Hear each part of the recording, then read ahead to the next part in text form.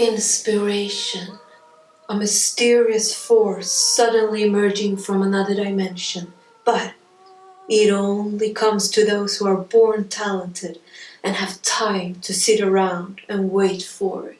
Or you can just go get it. These are 10 hands-on ways to do it, and I bet that some of these you have never heard of before. There are common, general, and very good advice out there for how to boost creativity and be productive. Designate time, take breaks, collaborate, keep a bank of ideas to pick from. But what about when you've done all that and you're still stuck? These tips will help you get started and find inspiration. I will give you examples how to apply these techniques for creating music or visual art, but really you can customize it to fit any art form. Number 1, do the opposite of your desired result. Are you trying to write a romantic song, but it just sounds too general or really cheesy? Well, then write the cheesiest love song possible. Then flip it and do the opposite of that. If interesting or scary is your goal, make it super boring. I know a painter who always starts his paintings with the ugliest color and color combinations he can think of. Instead of a blank canvas, he now has something to work with, a problem to solve. Number 2, listen to noise. Find monotone noise or ambient music that have very little structure and as little melody as possible. You can also listen to humming sounds like wind or ventilation. Close your eyes and really pay attention. In just a few minutes, your brain will do something amazing for you.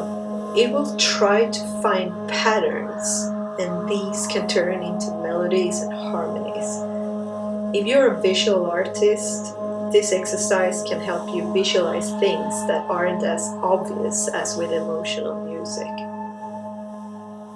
Number 3, use coincidence.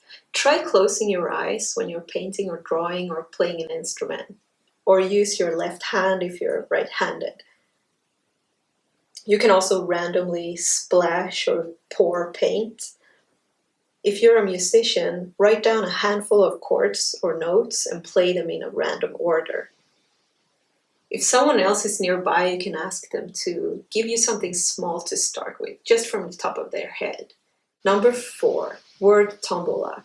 This technique comes from theater improvisation, but it really works for anything where you want to create a story or an image. It can give you ideas for lyrics, for example. Create 4 lists in 4 categories. These categories are places, objects, events, and emotions. For every category, choose about 10 words that you're somehow drawn to.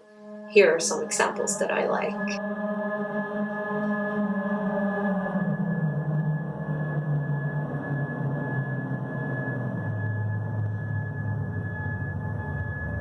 Be a little specific with the emotions, like rage instead of angry. When you've done creating the lists, cut out each word and sort them into piles, 1 for each category.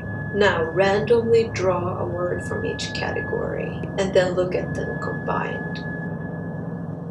Usually, you get an idea of an image or a story immediately. If a word doesn't fit, just remove it or draw another word. Number 5, a foreign element. Start with or add something you normally wouldn't use. A small sound, it can be a broken instrument or a toy instrument. If you create abstract art, try adding something naturalistic. Try a new tool or material. Don't overthink it. Just use something that is already around you. Number 6, combine.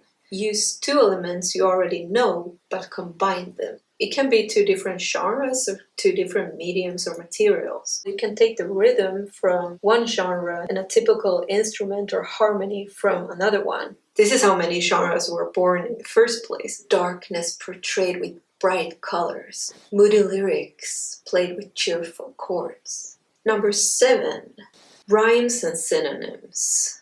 Browse sites that can help you change up words or explore words. I really like rhymezone.com. I'll type in a word that fits a theme that I'm going for, and I will also get suggestions for other words.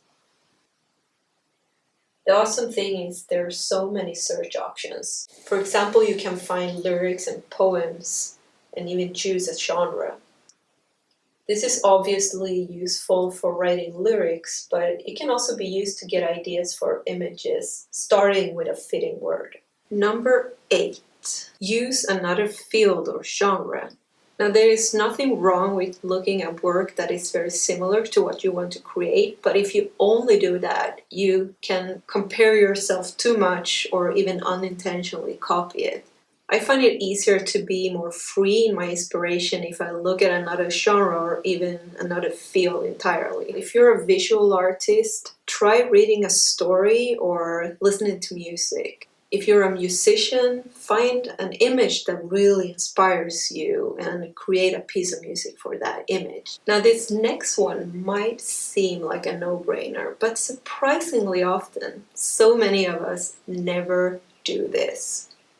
Ask for help. This can be someone who has followed your process like a teacher, but it doesn't have to be. People who have no experience with your type of art can give you the freshest, most unexpected ideas. Number 10.